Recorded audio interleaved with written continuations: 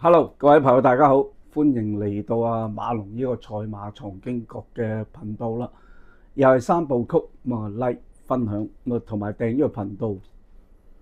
開始賽期非常之密啦，啱啱跑完呢，聽日1號呢國慶日又跑馬，星期六又跑，咁變咗呢2日跑一次非常之緊密，都係跑沙田嘅賽事好啦，未去到講貼士之前咧，回顧下星期日嘅2場貼士啦，同埋都講單新聞嘅，都係講有一匹馬咧去遠征啦，就係金鑽貴人啦，跑日本短途錦標，呢度同大家傾下偈啦嚇，冇咁沉悶，淨係講馬。金鑽貴人7歲，腳部做個手術，至去遠征。你話個馬主2個馬主訪問佢咧，佢哋又好想去遠征嘅。點解佢唔全盛期嗰陣時去遠征，要等到7歲至去咧？有啲商榷嘅餘地。文家良喺韓國咧贏咗場3級賽泥地賽事。嚟到呢場1級賽咧，日本短途錦標兩件事嚟嘅。佢啱啱季初贏嗰場3級賽，佢自己都冇親身去個副練去派個副練，副練咧，個姓葉個副練相當叫做好有進取馬房經驗好充足做足功夫贏到嗰隻自強不息嚟嘅，拍爛手掌我可以講，我因為倉主冇去，全部加埋個副練，雖然3級賽但係贏到。好啦，嚟到呢場1級賽咧，佢自己親身帶馬去啦。文家良一早打颱風，一早飛咗過去，咧就隻馬咧話佢瞓覺瞓得唔安穩點解瞓覺瞓得唔安穩咧？原來嗰啲鋪嗰啲本應佢用木糠嘅佢又鋪啲禾草俾佢哋瞓，隻馬唔想瞓覺，變咗影響到佢咧作息咯，可以講話。啲馬要瞓覺嘛，係嘛？解釋下俾大家啦。啲馬其實咧唔瞓喺嗰個馬竇嗰度咧，瞓着晒咁啦，佢哋就會瞓低嚟瞓。通常咧，佢哋都係養下神咁樣，企喺度都瞓到嘅佢隻腳3隻腳咁樣企一企，又換下3隻腳企一企咁樣嚟瞓。點解佢哋要企喺度瞓覺咧？因為咧，佢哋係始終係野生野外嘅動物嚟噶嘛，馬匹係，會有啲猛獸去襲擊佢所以佢哋唔敢瞓低嚟瞓，一有咩突發性咧，即刻逃跑噶啦嘛，變咗佢哋企喺度瞓但係都養到神當然啦，佢喺個馬竇嗰度咧，完全係有佢感覺上非常之安全啦。佢就會成隻馬咧瞓低喺個馬度，瞓到着晒扯晒鼻鼾都有。我哋夜晚去巡馬房，我哋知道有啲馬咧瞓到着晒，你着晒燈，我都仲喺度瞓緊，好好瞓咁樣你話瞓低係咪好好咧？係好嘅即係瞓到落去個馬竇瞓低晒咁朝頭早見佢咧，隻馬有啲眼屎嗰啲真係佢瞓得好舒服瞓得唔好，操練變咗就唔係話好咁操練，加上腳部有事咯，瘦咗50幾磅即係輕咗50幾磅個體重，梗係抬挺啦。所以咧，去到呢啲1級賽咧，係每一個細節係相當重要。所以沈集成咧，佢追隨愛倫咧，佢每一個細節咧。佢去到浪漫勇士，去到中東咁熱嘅地方，中東好熱杜拜中東，哇嗰啲30幾40度，佢個體重都保持唔會輕過15磅之內啊！你可想而知佢保持嗰個馬匹個體重啊，嗰個心境啊幾緊要。咁啊依啲咧講扭力嘅，咁啊所以冇啦，完咗佢個心願啦，咁啊做到68歲啦，至帶馬出去，咁啊贏嗰場3級賽。去到1級賽兩回事嚟㗎，咁啊攞個經驗咯，咁啊完成佢自己做練馬生涯嗰個句號可以講話，咁所以帶馬出去遠征啊，係非常之有講究啊，係沈集成係可以當之無愧。如果佢帶馬遠征啊，蔡約翰啊都冇贏過喺遠征，最叻跑 pace，但係沈集成係犀利嚇。咁啊題外話。咁啊，講下啲遠征嘅賽事俾大家啦。賣到3.2倍喎，喺香港攻擊佢啦，係隻馬拉出嚟個狀態都冇離火氣冇神嘅，直頭係咪？咁啊，好啦，咁啊講開咁啊呢啲遠征嘅馬匹話俾大家聽。7歲留翻香港跑啦，跑到雖然唔夠嘉慶高升跑嘅啫。都可以贏下啲獎金嚇。好啦，首先咧就都講下啲會員嗰啲計劃，話俾大家聽下先啦。馬龍有個私人群組嘅，我就喺片頭個電話嗰度5496356噶啦。啊，我加入阿馬龍個私人群組有咩得着啊？就係每日咧有一隻11場馬，譬如11場馬咧，每場都有匹馬單提供俾大家。嗰個星期日咧就相當好成績啦。另外咧，我會分析騎師啦。潘頓，我話佢做2磅3嘅啫嚇。其實佢手馬唔算好出色嘅啊。我贏咗3場，做到騎師王。練馬師王，我話俾邊個咧？廖康銘同蔡約翰2個嘅啫。啊，佢哋實力強啊，咪變咗廖康銘有12個開飛盤練馬師王，我推介咗俾嗰啲會員咯。另外個私跑道形勢點樣啊？前領較為着數，亦都講俾嗰啲會員聽咧，係前領馬較為着數，果然跑晒啲前領馬翻嚟。所以喺嗰個大細分析嗰度咧，非常之清楚話俾大家聽。至於泥地賽事，前領又得，後追又得。果然啲賽果咧，後邊追上嚟又得嘅，前領又得嘅嚇。好清楚話俾啲會員聽。另外咧，11場馬單咩成績啊？好熱嗰啲又唔使講啦，擦鞋仔貼士嗰啲包裝戰將啊、小鳥天堂啊、竹園啊，3匹大熱門，邊個都識貼啦，係咪啊？所以唔好認叻咯，即係貼呢啲大熱門出嚟。呱呱叫10幾蚊，點話唔好貼啦？貼嚟做咩啊？係咪啊？都成績相當好嘅，有5 win 啊，1Q 2個 pace，嗰隻醒目先驅都跑過第3，嗰場係精選場之嚟嘅馬龍，輸咗啱跑第3，成績相當好。都係咁樣去推介俾啲會員，到臨場咧。馬龍都會提供咧4匹好狀態嘅馬俾大家，都中到第6場咧4重彩啊，12000幾啊，相當好分。講晒俾大家聽。另外咧，我喺1小時前咧都會分析啲馬膽啊。點解馬龍會推介呢匹馬膽俾大家嘅？好清楚，相當抵話幾十蚊一次嘅啫，其實係。歡迎大家朋友仔咧可以加入阿馬龍呢個私人群組啊。好啦，另外咧，馬龍有個 YouTube 嘅會員群組。YouTube 嘅會員群組係有啲咩片睇啊？就係逢賽日咧會有啲大彩池咯。啱啱上個星期日6環彩中咗5關嚇，斷咗尾關，尾關我都貼3匹嘅。我就攻擊嗰隻美麗星神。稍後先講攻擊佢，做乜點解會攻擊佢？又喺呢個群組喺度，嗰個 YouTube 嗰個頻道咧就係講大彩池，6環彩，都講得好清楚啦。每匹馬邊隻馬熱門都唔愛佢啊，咁原因話俾大家聽啦。好似嗰隻一生好彩咁都貼到俾大家，話俾大家聽咧。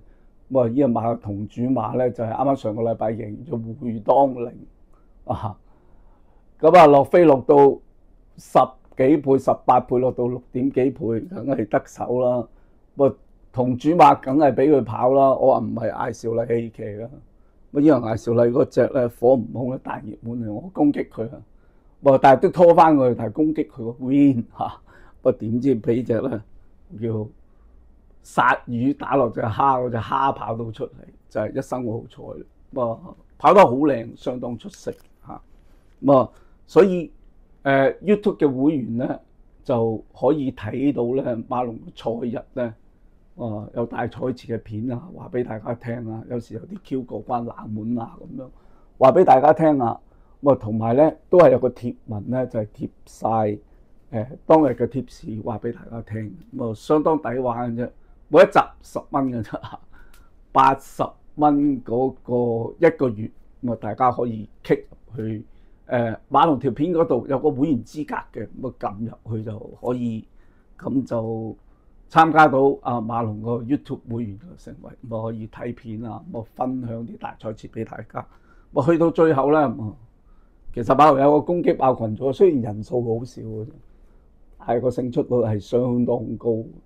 我貼俾大家咧，因為我每次貼玩3隻嘅啫，18隻馬玩咗啊，輸咗一隻，50幾蚊嘅，咁輸咗一隻，嗰隻叫堅有福，好似係50幾蚊輸咗嘅。但係咧大熱門咧，全部攻擊潘頓咧，16隻有8隻得手。攻擊潘頓，咁星期日嘅賽事咧，攻擊佢3隻，有2隻係潘頓。第一隻拉合爾，點解攻擊佢啊？7月幾做完個喉部手術，2個幾月邊有咁快復原啦？佢就跑啦。試習好啊，各方面啊，大熱門都照攻擊佢，跑到第3。火唔空攻擊佢，點解攻擊佢咧？135磅增程，得一個練馬師做到嘅啫。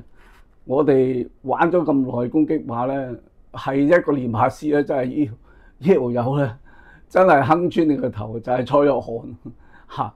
佢係突破個評分啦、檔位啦、磅位啦、增程啦，佢都係贏到嘅，扭到佢出嚟，係得呢個練馬師嘅咋，其他嗰啲都扭唔到。尾場嗰隻11場嗰隻美麗星辰攻擊佢，3歲仔增程1600，輸嘅條件多，再孭130磅，佢跑第3算叻㗎啦，飛起佢啊臨場嚇，攻擊佢。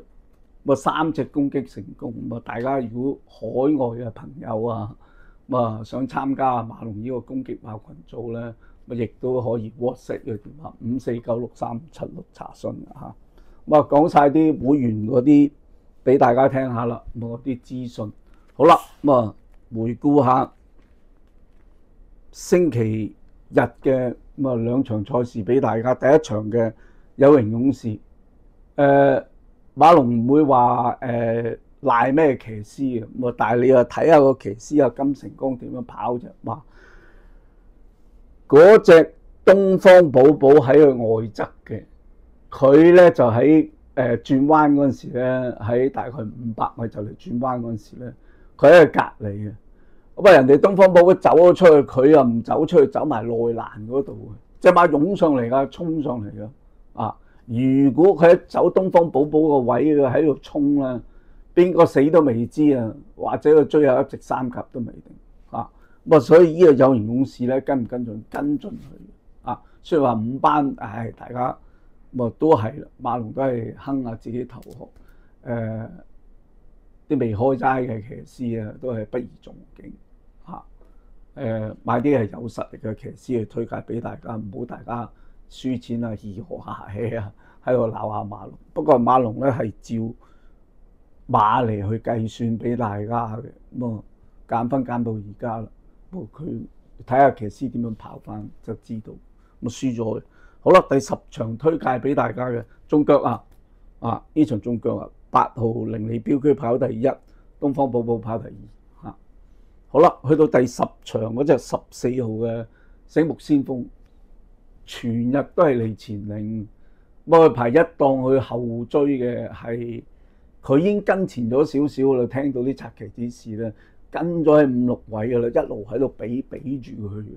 咁但係奈何咧，前領馬有優勢，加上南區之星啦，潘頓留得好辛苦啊，馬好搶後，一路流到最差唔多就嚟600轉彎佢至，唔好留啦，咪俾佢走咗去前面走先係輸咗嗰度嘅。如果再留到啲力咧，嗰隻同樣美麗咧輸俾佢，拉屎落飛落個300幾萬飛，呢隻南區之星打到2點幾倍，5倍幾嚟嘅開頭，咁啊變咗咧，個醒目先驅跑翻個第3都算唔錯。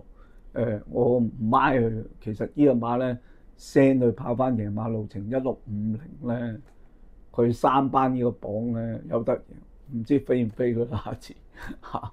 董明朗未開齋嘅騎師跑翻第3都相當唔錯，pace 有成19個半 pace 嚇，咁都叫做中位至 Q 咯咁啊，但係整體成績咧都係精選場次係要挑選㗎，因為馬龍咧11場去比晒你，唔係話揀1場半場，係11場我全部睇晒俾大家。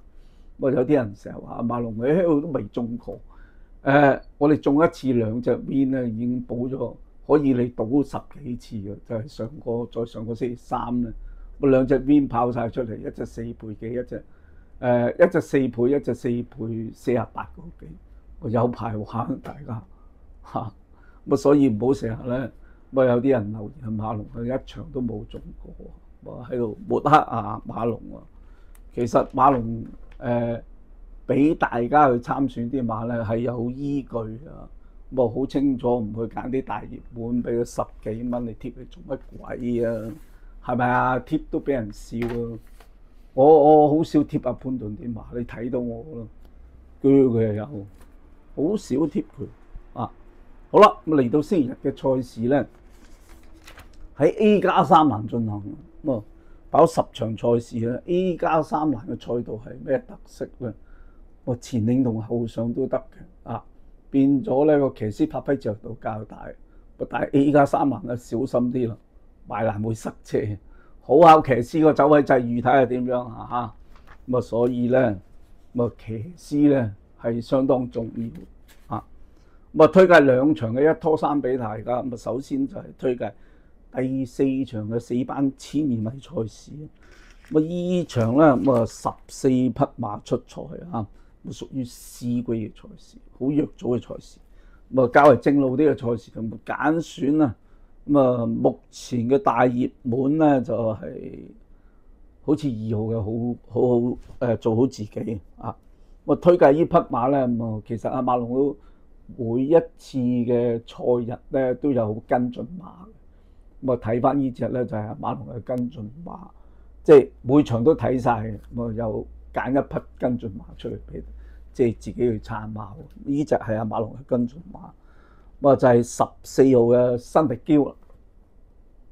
上次咧喺最後嗰2分鐘啦，18倍打到6.4倍，落咗400幾萬飛，400幾萬飛我成日點解會講呢啲飛數俾大家咧？因為馬龍會知道就係你叫做工欲善其事，必先利其器。你要知道嗰隻馬真係人哋落咗咁多飛落去。我哋係睇一度睇臨場嗰啲飛數、嗰啲異動、嗰啲變動一路係抌啲錢落去。嗰啲又唔係同你講玩㗎啦，係啊。即係沈集成啱星期3嗰日贏咗嗰隻，最後嗰1分鐘2分落咗200幾萬飛，即刻下次補中翻就係咁解真係幕後輸咗錢睇翻佢點跑大家 kick 翻條片塞完又塞，攞唔到位出嚟，攞完出去又攞翻埋欄，咁啊又再攞翻內欄嗰個上嚟，輸2個零馬位。有能力嘅馬嚟嘅，4班有能力嘅，新力係好支持阿蘇偉賢，所以啲馬主咧佢會咧呢啲咁支持佢嗰啲馬主咧，佢一定好快交到啲馬。咁復課狀態，咁跑完冇幾耐啫嘛，好輕身啫跑。咁都係邊個跑翻啊？艾兆禮跑翻啦，118磅，咁今次排7檔，咪希望走喺個際遇好啲啦。咁可以打開勝門嘅嚇，咁推介呢匹14號嘅新迪嬌俾大家。個配腳方面有3匹嘅，1號嘅武林寶典，咁上季一出就贏，跟住10幾蚊輸咗，咁俾阿妹撞一撞佢啊！撞到田欄，田欄撞到佢，咁翻嚟咧做咗手術啊！要聯針，跟住佢跑馬地係輸啦。佢經過唞暑咧，復課操翻啦。4班有能力嘅馬嚟嘅，加上有啲錢分啦，50零60蚊。幫問肥仔麥啊，126磅都過磅跑唔到，所以佢都局限佢啦，係跑啲重磅馬135磅，對佢冇乜影響。加上郭富城同阿方家柏咧實跑嗰啲馬，亦都要拖翻佢俾大家。另一匹2號嘅做好自己啦，董明朗跑來跑去都俾翻佢跑，算稱職嘅。但係嚟到呢個分區咧都係難嘅，咁睇下今次縮程擺喺前頭走得幾多個幾多，咁都要拖翻佢。我冇拖隻高感啊，因為上次佢都跑晒俾你睇，我話佢唔叻㗎啦，已經上次，因為佢贏嗰場咧，阿潘頓咧打好多邊，一邊都係跑過第4。贏少少，再出上次跑到第4翻嚟，今次排13檔咧，我變咗咧都冇揀佢啊，剔除咗佢嚇。揀呢匹13號嘅駿馬之星啦，呢個馬咧喺暑期咧進步得相當唔錯嘅。其實阿羅富全喺暑期搞翻嗰啲咧，上季跑得差嗰啲馬搞得幾好嘅啊。今次咧蔡明紹賽前試個集相當走勢啦。贏咗個集復課係有進步嘅，睇下呢隻處女馬，可唔可以跑得近咯？論狀態係相當好嘅，排上2檔啊！呢樣提供俾大家咧，14號嘅新力嬌做膽拖，1號嘅武林寶典，2號嘅做好自己，同埋13號嘅駿馬之星啊！好啦，另外一場咧就係第5場嚟噶啦，3D 場次有500萬咯，講咗2場俾大家。第6場咧，稍後會員咧 YouTube 會員我會推介俾佢哋啊。好啦，第5場嘅4班1800米賽事啦，呢一組咧出馬14匹嘅，相當踴躍，C 級嘅賽事，較為正路啲嘅賽事。我揀選個馬膽俾大家咧，咁4號嘅爆出美麗啦，目前嘅大熱門係40幾蚊。其實上次跑嗰場1600咧。烏天黑地啊，落雨，佢排喺1檔，係咁啲泥頭打佢，但係咧賽前係冇做過閘去跑啊，即係好少可告東尼冇試閘，攞啲馬去跑啊，排過1檔，落雨啦，佢泥頭棘嘅，但係都有追勢，因為佢係均速，追翻嚟都係跑過第5啊，維唔住嗰個標記，今次增程1800。更啱去跑啦，喺呢個路程上個名嘅，嚟到呢個分區，再排翻1檔乾快地乾曲曲咧，守咗喺4、5位相當好跑啦，入到直路之後攞位暢順咧，我相信取勝機會都相當大。揀選一匹馬膽俾大家，4號嘅爆出美麗。配腳方面咧，有3匹嘅。首先咧較為冷門啲嘅，呢個馬起碼10幾20倍。2號嘅北海道。其實呢隻馬艾兆禮咧跑得相當唔錯啊！去到59分4班咧，佢都係有啲惡氣，加上咧排上5檔咯啊！艾兆禮跑慣跑熟復課，何然都有手馬唔錯㗎，咁啊有兩隻5班馬都俾阿潘頓搏實嚇。咁啊睇佢操馬手馬咧都係唔錯嘅，大家都可以拖翻呢匹冷門嘅2號北海道。咁另一匹咧唔使講，7歲都進步得咁大，6號嘅年年有福啊！咁啊真係拍爛手掌，上嗰場贏得沿途喺包尾位置入直路大愛一氣，咁啊贏得清脆利落，可以講話好似變咗換咗一隻馬咁樣。即係鄭俊偉都係贏佢，但係冇贏得咁精彩咯嚇。咁佢通常都係喺泥地嗰度，發揮相當出色嘅啫。沙田又得，跑馬地又得。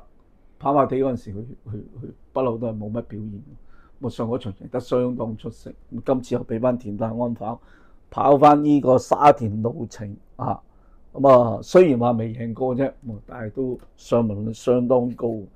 試過兩個第2，兩個第3，排3檔，亦都要拖翻佢嚇。另外一匹咧就係13號雙贏啦。我成日都推介呢匹馬俾大家。